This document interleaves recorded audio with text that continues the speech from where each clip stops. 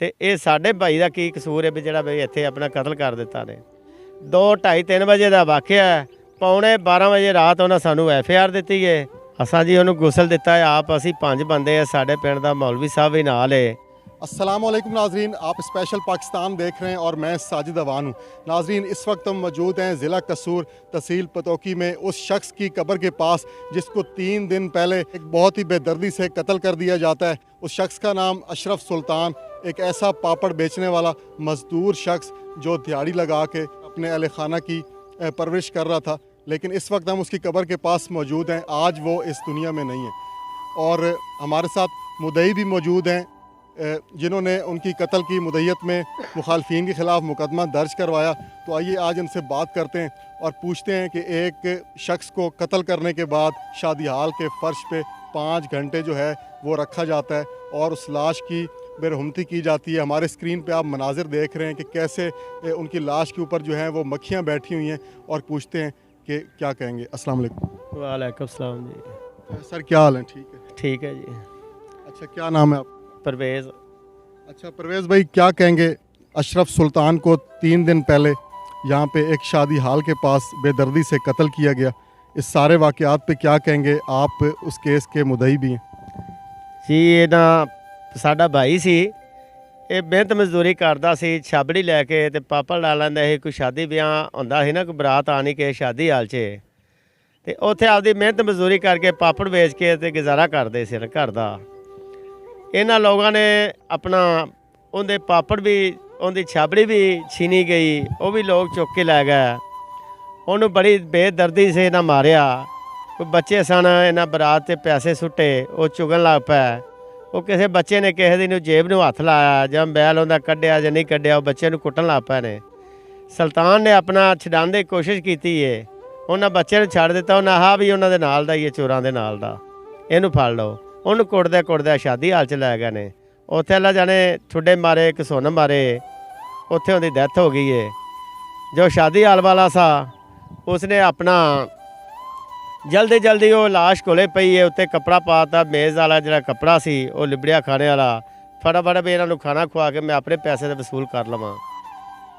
परवेज़ भाई, ਜਿਹੜੀ ਲਾਸ਼ ਜਿਹੜੀ ਖਬਰਾਂ ਸੁਣੀਆਂ ਕਿ ਲਾਸ਼ 5 ਘੰਟੇ ਤੱਕ ਸ਼ਾਦੀ ਹਾਲ ਦੇ ਫਰਸ਼ ਤੇ ਪਈ ਰਹੀ, ਇਹ ਹਕੀਕਤ? ਜੀ ਹਕੀਕਤ ਹੈ ਜੀ। ਸਾਨੂੰ ਤਾਂ ਲੱਗਾ ਜੀ ਘੰਟਾ ਡੇਢ ਘੰਟਾ ਬਾਅਦ ਉਹ ਵੀ ਕੋਈ ਅੱਲਾ ਦਾ ਬੰਦਾ, ਹਰੇ ਕੋਈ ਮੀਡੀਆ ਵਾਲਾ ਗਿਆ ਜੇ ਕਿਸੇ ਨੇ ਬਰਾਤ ਦੇ ਵਿੱਚੋਂ ਹੀ ਉਹ ਕਲਿੱਪ ਬਣਾ ਕੇ ਤੇ ਉਹਨੇ ਮੋਬਾਈਲ ਤੇ ਆਪਣਾ ਵੀਡੀਓ ਘੱਲੀ ਹੈ ਤੇ ਸਾਨੂੰ ਕਿਸੇ ਨੇ ਦੱਸਿਆ ਜੀ ਤੁਹਾਡਾ ਤਾਂ ਭਾਈ ਕਤਲ ਹੋ ਗਿਆ ਸ਼ਾਦੀ ਹਾਲ ਦੇ ਵਿੱਚ।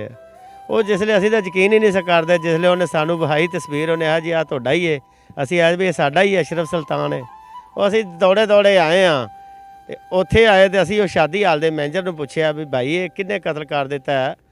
ਤੂੰ ਜੋ ਇਹ ਖਾਣਾ ਖੁਣਾ ਖਵਾ ਕੇ ਦੁੱਲੇ ਵਾਲੇ ਵੀ ਦੁਲਹਨ ਵਾਲੇ ਵੀ ਭਜਾ ਦਿੱਤੇ ਨੇ ਤੇ ਇਹ ਸਾਡੇ ਭਾਈ ਦਾ ਕੀ ਕਸੂਰ ਹੈ ਵੀ ਜਿਹੜਾ ਵੀ ਇੱਥੇ ਆਪਣਾ ਕਤਲ ਕਰ ਦਿੱਤਾ ਨੇ? ਉਹਨੇ ਆ ਭਾਈ ਮੈਂ ਕੋਈ ਗੱਲ ਕਰਨਾ, ਕੋਈ ਲੜਕੀ ਵਾਲਿਆਂ ਸੇ ਮੇਰੇ ਫੋਨ ਮੇਰੇ ਕੋਲ ਹੈਗਾ, ਉਹਨਾਂ ਦਾ ਲੜਕੇ ਵਾਲਿਆਂ ਦਾ ਫੋਨ ਮੇਰੇ ਕੋਲ ਹੈਗਾ, ਗੱਲ ਤੁਹਾਡੀ ਕਰਾਉਣਾ। ਲੜਕੀ ਦਾ ਭਾਈ ਕਾਸ਼ੀ ਹੈਗਾ ਸੀ। ਮੈਨੇਜਰ ਨੇ ਉਹਦੇ ਨਾਲ ਗੱਲ ਕੀਤੀ ਵੀ ਆਪਣਾ ਭਾਈ ਆ ਜਿਹੜਾ ਕਤਲ ਕੀਤਾ ਇਹ ਹੁਣ ਆਪਣਾ ਇਹਦਾ ਕੋਈ ਉਹ ਮਦਈ ਆਏ ਨੇ, ਇਹਦੇ ਵਾਰਸ ਆਏ ਨੇ ਵੀ ਉਹਨਾਂ ਨੂੰ ਕੋਈ ਦੱਸੋ ਵੀ ਇਹਦਾ ਕੀ ਕਰਨਾ। ਉਹਨੇ ਆ ਜੀ ਸਾਹਿਬ ਹਮਾਰੇ ਪਾਸ ਅੱਜ ਟਾਈਮ ਨਹੀਂ, ਅਸੀਂ ਕੱਲ੍ਹ ਆਵਾਂਗੇ।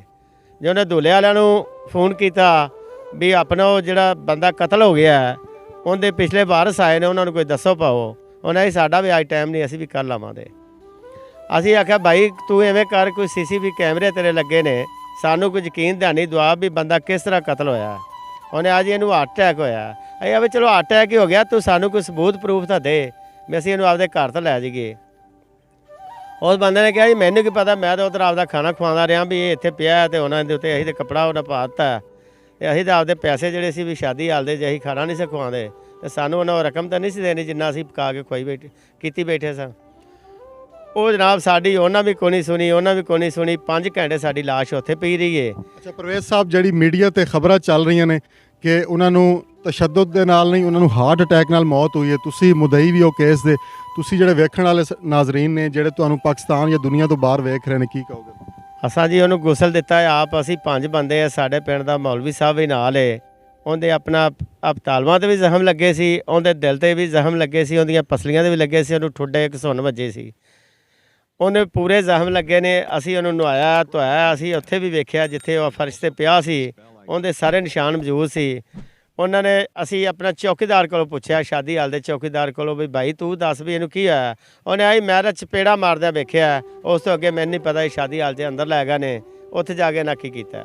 ਹੁਣ ਤੁਹਾਡੇ ਕੋਲ ਰਿਪੋਰਟ ਆ ਚੁੱਕੀ ਹੈ ਮੈਡੀਕਲ, ਜਿਹੜੀ ਨਿਊਜ਼ ਦੇ ਵਿੱਚ ਰਿਪੋਰਟ ਸ਼ਾਇਆ ਕੀਤੀ ਗਈ ਹੈ, ਜਿਹਦੇ ਵਿੱਚ ਮੀਡੀਆ ਨੇ ਕਿਹਾ ਹੈ ਬਈ ਉਹਨਾਂ ਤੇ ਤਸ਼ੱਦਦ ਸਾਬਿਤ ਨਹੀਂ ਹੋਇਆ। ਉਸ ਤੋਂ ਬਾਅਦ ਤੁਸੀਂ ਆਲਾ ਕਾਮ ਦੇ ਨੋਟਿਸ 'ਚ ਗੱਲ ਲਿਆਂਦੀ? ਨਹੀਂ ਜੀ, ਸਾਡੇ ਕੋਲੇ ਮੈਡੀਕਲ ਦੀ ਰਿਪੋਰਟ ਕੋਈ ਨਹੀਂ ਆਈ। ਅਸੀਂ ਡਾਕਟਰ ਸਾਹਿਬ ਨੂੰ ਪੁੱਛਿਆ ਵੀ ਸਾਨੂੰ ਦਿਓ ਜੀ ਆਪਣਾ ਜਦੋਂ ਉਹਨੇ ਆਪਰੇਸ਼ਨ ਦਾ ਕੀਤਾ ਵੀ ਇਹਦੀ ਕੀ ਰਿਪੋਰਟ ਹੈ, ਕੀ ਸੂਰਤ ਹਾਲ ਹੈ। ਉਹਨੇ ਆ ਜੀ ਦਿਲ ਦੀ ਸੱਟ ਨਾਲ, ਇਹਦੇ ਦਿਲ ਤੇ ਕੋਈ ਗਹਿਰੀ ਸੱਟ ਵੱਜੀ ਹੈ, ਇਹਦਾ ਖੂਨ ਜ਼ਿਆਦਾ ਬੈਠਾ ਹੈ, ਇਹ ਉਹ ਸੱਟ ਦੀ ਵਜ੍ਹਾ ਉਹਦੀ ਡੈਥ ਹੋ ਗਈ ਹੈ। ਸੋ ਵੀ ਪੁਲਿਸ ਤਾਵਨ ਕਰ ਰਹੀ ਹੈ ਤੁਹਾਡੇ ਨਾਲ, ਅੱਜ 3 ਦਿਨ ਹੋ ਗਏ ਨੇ ਇਸ ਵਾਕਿਆ ਨੂੰ, ਪੁਲਿਸ ਦਾ ਕੀ ਰਵੱਈਆ ਹੈ ਤੁਹਾਡੇ ਨਾਲ? ਪੁਲਿਸ ਦਾ ਜੀ ਪਹਿਲੇ ਦਿਨ ਦਾ ਰਵੱਈਆ ਇਹ ਸੀ ਵੀ ਅਸੀਂ ਆਪਣਾ ਗਏ ਆ ਤੇ ਅਸੀਂ ਆਖਿਆ ਜੀ ਸਾਨੂੰ ਇਹਦਾ ਦਿਓ, ਕੋਈ ਆਪਣਾ ਕੀ ਕਰਨਾ ਕਤਰਨਾ। ਉਹਨਾਂ ਦੀ ਫਰੈਂਚੀ ਵਾਲ ਗੱਡੀ ਆਉਂਦੀ ਪਈ ਹੈ, ਉਹ ਇਹਦਾ ਕਰੇ ਦੀ 5 ਘੰਟੇ ਅਸੀਂ ਉਹਨੂੰ ਉਡੀਕਿਆ, ਉਹ ਨਹੀਂ ਆਈ। ਅਸੀਂ ਉੱਥੋਂ ਕੋਈ ਜ਼ਬਰਦਸਤੀ ਕੀਤੀ, ਕੋਈ ਚੁੱਕ ਕੇ ਇਹਨੂੰ ਨਾ ਅਸੀਂ ਹਸਪੀਟਲ ਲੈ ਗਏ। ਹਸਪੀਟਲ ਗਏ ਤੇ ਡਾਕਟਰ ਨੇ ਆਖਿਆ ਜੋ ਪਹਿਲੇ FIR ਕਰਾਓ, ਫਿਰ ਆਪਣਾ ਇਹਦਾ ਮੈਂ ਪੋਸਟਮਾਰਟਮ ਕਰਾਉਂਦਾ। ਅਸੀਂ FIR ਨੂੰ ਗਏ ਤੇ ਜੀ ਉੱਥੇ ਸਾਨੂੰ 4-5 ਘੰਟੇ ਉਹਨਾਂ ਲਾਤੇ ਨੇ। ਦਰਖਾਸਤ ਲਿਖ ਕੇ ਦਿੱਤੀ ਉਹਨਾਂ, ਹਜੀ ਆਈ SHO ਕੋਨੀ ਦਾ, ਉਹ ਕੋਨੀ ਦਾ, ਉਹ ਤਾਂ ਅੱਲਾਹ ਤਾਲਾ ਨੇ ਬੱਚੇ ਜੀਂਦੇ ਰਹੇ ਨੇ ਮੀਡੀਆ ਵਾਲਿਆਂ ਦੇ, ਉਹਨਾਂ ਕੋਈ ਉਹ ਵੇਖਿਆ ਕਲਿੱਪ ਚੱਲਿਆ, ਉਹ ਆ ਗਏ ਨੇ, ਉਹਨਾਂ ਆ ਕੇ ਆਪਣਾ ਇਹ ਸਾਨੂੰ ਕੋਈ ਰਿਲੀਫ ਦਿੱਤਾ ਹੈ। ਉਹਨਾਂ ਦੀ ਵਜ੍ਹਾ ਫਿਰ ਪੁਲਿਸ ਸਾਨੂੰ ਆਪਣੇ ਮਨੇ ਖਿੱਚਣ ਲੱਗ ਪਈ ਹੈ, ਆ ਜਾਓ ਬਹਿ ਜਾਓ ਅਸੀਂ FIR ਕੱਟਨੇ ਆ। 2-2:30-3 ਵਜੇ ਦਾ ਵਾਕਿਆ ਹੈ, 11:45 ਵਜੇ ਰਾਤ ਉਹਨਾਂ ਸਾਨੂੰ FIR ਦਿੱਤੀ ਹੈ। ਅੱਗੇ FIR ਦਿੱਤੀ ਉਹਨਾਂ ਹਜੇ ਪੁਲਿਸ ਵਾਲਾ ਇੱਕ ਸਿਪਾਹੀ ਲੈ ਜਾਓ ਸਾਡਾ ਮੋਟਰਸਾਈਕਲ 'ਤੇ ਬਹਾ ਕੇ, ਉਹ ਉੱਥੇ ਤੁਹਾਨੂੰ ਡਾਕਟਰ ਕੋਲੋਂ ਪੋਸਟਮਾਰਟਮ ਕਰਾ ਦੇਗਾ।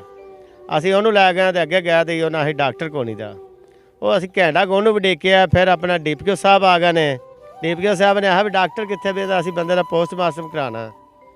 ਉਹਨਾਂ ਕੋਈ ਕਾਲ ਕੂਲ ਕੀਤੀ ਕਿ ਉਹਨੂੰ ਡਾਕਟਰਾਂ ਬੁਲਾਇਆ, ਉਹ ਕੋਈ ਘੰਟੇ ਬਾਅਦ ਆਏ ਨੇ ਡਾਕਟਰ ਸਾਹਿਬ, ਉਹਨਾਂ ਨੇ ਆਪਣਾ ਸਾਡਾ ਉਹਦਾ ਮੈਡੀਕਲ ਕੀਤਾ। ਅਸੀਂ ਆਖਿਆ ਜੀ ਇਹਦਾ ਕੀ ਸੂਰਤ ਹਾਲ ਹੈ। ਉਹਨੇ ਆ ਜੀ ਇਹਦੇ ਦਿਲ ਤੇ ਗਹਿਰੀ ਚੋਟ ਲੱਗੀ ਹੈ, ਉਹਦੀ ਵਜ੍ਹਾ ਉਹਦਾ ਖੂਨ ਜ਼ਿਆਦਾ ਬੈਠਾ ਹੈ ਤੇ ਜ਼ਿਆਦਾ ਤੁਹਾਨੂੰ ਡਾਕਟਰੀ ਰਿਪੋਰਟ ਜਿਹੜੀ ਬਾਅਦ 'ਚ ਦਿਆਂਦੇ। ਅਸੀਂ ਆਖ ਵੀ ਸਾਨੂੰ ਇਹਦੀ ਕੋਈ ਕਾਪੀ ਕੂਪੀ ਦਿਓ ਜੋ ਤੁਸੀਂ ਲਿਖਿਆ। ਉਹਨੇ ਕਿਹਾ ਜੀ ਤੁਹਾਨੂੰ ਮਿਲ ਜਾਦੀ ਬਾਅਦ 'ਚ ਦਿਆਂਦੇ ਜੀ। ਅਸੀਂ ਗਰੀਬ ਬੰਦੇ ਸਾਂ, ਉਹ ਅੱਗੇ ਜਿਹੜੇ ਮਾਲਕ ਸਨ ਉਹ ਅਮੀਰ ਸਨ, ਸ਼ਾਦੀ ਵਾਲੇ ਵੀ ਅਮੀਰ ਸਨ, ਲੜਕੇ ਵਾਲੇ ਵੀ ਅਮੀਰ ਸਨ। ਉਹ ਕਦੀ ਡਾਕਟਰ ਕੋਲੇ ਪਰਾਡੋ ਗੱਡੀ 'ਤੇ ਬਹਿ ਕੇ ਜਾਂਦੇ ਪਏ ਸੀ, ਕਦੀ ਉਹ ਆਪਣਾ ਥਾਣੇ ਜਾਂਦੇ ਪਏ ਸੀ। ਸਾਡੇ ਕੋਲ ਇੱਕ ਮੋਟਰਸਾਈਕਲ ਹੈਗੀ ਸੀ, ਸਾਡੇ ਜਾਣ ਤੋਂ ਪਹਿਲੇ ਜਿਹੜੇ ਮਨੇ ਅਸੀਂ ਡਾਕਟਰ ਮਨੇ ਜਾਂਦੇ ਸੀ ਤਾਂ ਵੀ ਅੱਗੇ ਖੜੇ ਹੁੰਦੇ ਸੀ, ਜੇ ਅਸੀਂ ਆਪਣਾ ਥਾਣੇ ਨੂੰ ਜਾਂਦੇ ਸੀ ਤਾਂ ਵੀ ਅੱਗੇ ਬੈਠੇ ਹੁੰਦੇ ਸੀ। ਆਖਿਰ ਹਕੂਮਤ ਤੋਂ ਕੀ ਅਪੀਲ ਕਰੋਗੇ? ਇਮਰਾਨ ਖਾਨ ਅੱਗੇ ਅਸੀਂ ਤਾਂ ਜੀ ਇਹ ਅਰਜ਼ ਕਰਾਂਗੇ, ਅਪੀਲ ਕਰਾਂਗੇ ਵੀ ਗਰੀਬ ਬੰਦੇ ਨੇ, ਜੇ ਇਨਸਾਨੀਆਂ ਹੁੰਦਾ ਰਿਹਾ ਤੇ ਗਰੀਬ ਤਾਂ ਸਾਰੇ ਮਾਰੇ ਜਾਣਦੇ। ਤੇ ਅਸੀਂ ਤਾਂ ਇਨਸਾਫ ਮੰਗਨੇ ਆ, ਜੇ ਕੋਈ ਇਨਸਾਫ ਦੇ ਸਕੋ ਤੇ ਤੁਹਾਡੀ ਮਿਹਰਬਾਨੀ। ਤੇ ਨਹੀਂ ਤੇ ਇਸ ਤਰ੍ਹਾਂ ਗਰੀਬ ਤਾਂ ਹਰ ਜਗ੍ਹਾ ਤੇ ਕਈ ਲੋਕ ਮਾਰੇ ਜਾਣਦੇ। ਇਨਸਾਫ ਦੇਣ ਵਾਲਾ ਨਾ ਕੋਈ ਹੁਕਮਰਾਨ ਹੋਇਆ ਤੇ ਗਰੀਬ ਦੀ ਤੇ ਕੋਈ ਜ਼ਿੰਦਗੀ ਨਹੀਂ ਹੈਗੀ।